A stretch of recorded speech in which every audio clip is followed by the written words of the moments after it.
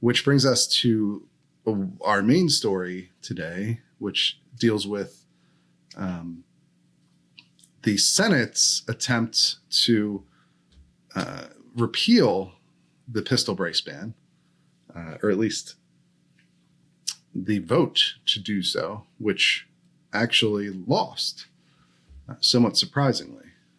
I think we had talked about this after it passed the House last week, and it was going to the Senate, and there was, at least to me, I thought there was a pretty good chance it was going to pass, because this is a specialized piece of legislation, right?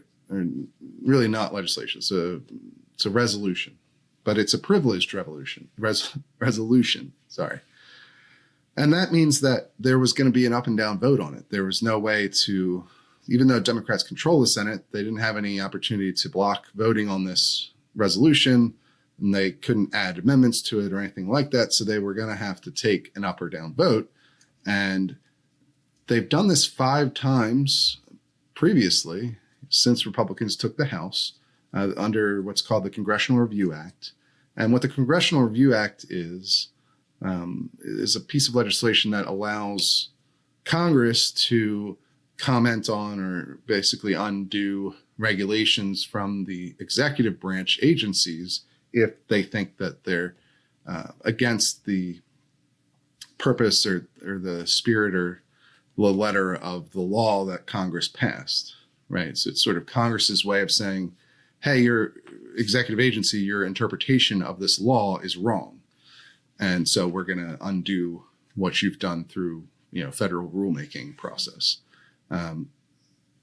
However, the CRA resolutions don't require the same sort of legislative process as normal legislation does. And so you've had 5 of these pass since Republicans retook the House, which means that they got at least 2 Democratic votes in the Senate for each of those 5 resolutions. Now, the president has vetoed every single one of them, and this makes sense, right, if you think about it, because who controls the executive branch agencies making these rules, right? It's the president, and he's probably in favor of the rules since his branch of the government made them. The agencies he controls made them. And so Congress can pass the resolutions, but he still has the opportunity to veto them, and to override his veto is the same process as normal legislation, meaning you need 2/3 of both houses to do it. And they haven't obviously gotten that for any of the resolutions, but still it's a political win when the Republicans are able to force the president to veto something, especially something supported by some of his own party's senators. And it looked to me like that was the direction this was going to go in, right? Because you're talking about a ban that affects millions of gun owners, where the practical outcome has been millions of people are now federal felons because they didn't comply with this new rule. As we reported, when the ATF announced that they only received about 250,000 registration applications, and even the ATF's lowest estimate puts the number at 3 million pistol braces. The Congressional Research Service puts it much higher, of course, but that means that in practice, there are a lot of people who right now have an unregistered NFA item. And that's a significant problem for, I would think, a number of these Democratic senators, but apparently not. They all joined to support or to oppose the resolution, to support the rule. Manchin even came out and said, he put out a statement that said this was the right balance between stopping mass shootings and protecting Second Amendment rights, that he insisted that it wasn't a ban on pistol braces. He didn't answer any follow-up questions that I sent them, like, why does he not consider it a ban? Would he agree to add other firearms to the NFA retroactively like this? He didn't say, but yeah, so it didn't make it through.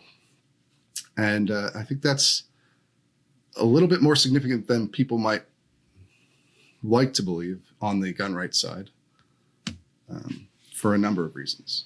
Yeah, I think the politics of this are fascinating because, as you said, a lot of these moderate sort of swing state-ish senators have been more than willing to go against the president on these, as you said, these 5 previous CRAs, especially the gas stove one comes to mind because I work in energy policy in my other job. But Manchin was very willing to publicly go pick a fight with the president and go against it. And it's weird that firearms would be the hill that he's willing to, or fall in line with his party over, considering the state he represents and the fact that he's up for re-election so soon. I just think the politics of this are pretty fascinating. Especially because it's not like it's universal background checks or something like that Manchin's supported in the past. This is a ban. I mean, he doesn't want to call it a ban, but people bought these guns for about a decade legally, millions of them. And now the ATF is saying, well, if you hold on to those and you don't register them with us, you're a felon, basically. I don't know, we try to lay everything out and how it works so that people can make up their own decision on what they want to call it. I'm very comfortable calling it a ban for that fact. But regardless, it's a very expansive gun control policy. And it is surprising to see all of the Democrats on board with it, including Manchin and King and Tester and Sinema and Hassan. Some of these, some of them have been little hit or miss as far as other policies, but they've all expressed some sort of opposition to new gun bans in the past. And I don't, especially because this wasn't going to become law, right? It wasn't going to make it past the veto. So it's a bit surprising to see them go this direction. And I know that the Republicans were surprised that it ended up this way too. I talked to a number of Republican staffers in the lead up to this who thought they were going to get some Democratic support and it was going to get through. And all the Democratic offices that I reached out to, none of the potential swing voters expressed any definitive stance against the resolution before the vote actually happened. Manchin's office told me that he was considering it up and then apparently thought better of it. So yeah, the politics of it's bad for gun rights advocates for sure. I mean, instead of showing that the president and his party are divided on this issue, it's done the exact opposite of that. And then of course, it also creates a problem for the legal case against the ban because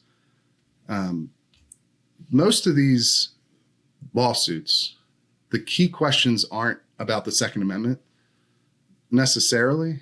They're more focused on agency power, whether the ATF has the authority to reclassify pistol-braced guns as short barrel rifles that need to be registered and taxed and so forth.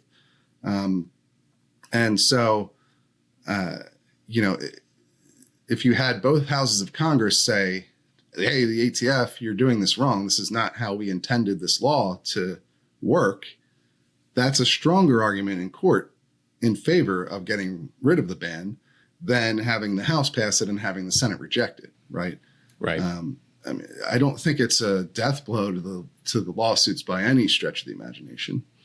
I think they still have a pretty solid chance of succeeding, but it does weaken the argument a bit. So in the end, the resolution, it's bad news for people who are trying to repeal that pistol brace ban. And it's good news for President Biden and his allies. Yeah, I was just going to say it also presents a unified front on this issue in terms of the gun control position, like you said, for Joe Biden and then for the Democratic Party as well. So, yeah, it does. It does. It turned out to be a win for them. I don't really know why this was like you mentioned, right? I mean, they had 5 other CRA resolutions have passed and made it to Biden's desk where he had to veto them. I don't know why the senators on the Democratic side decided this was the one where they're not willing to go there. But presumably that's a miscalculation by the Republican side because, would they have gone through with this otherwise? Maybe they would have anyway, but I mean, there was probably a little bit of a tell in the fact that only two Democrats voted in the House, crossed over to vote for this.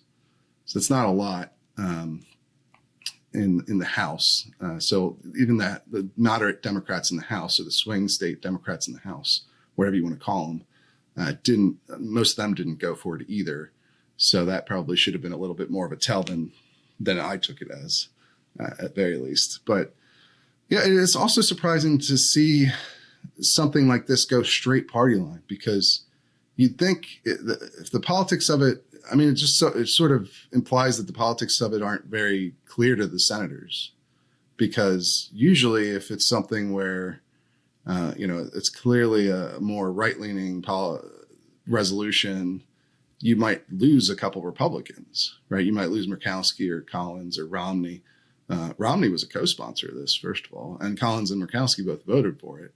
So it was evenly split. The only Chris Coons, the Democrat from Delaware, didn't vote, but that was because he had a medical appointment, is what his office told me. So I don't think it reflects anything on how he feels about the resolution. I'm guarantee he would have voted the same way as the rest of the Democrats on it. But it's interesting to see no crossovers one way or the other.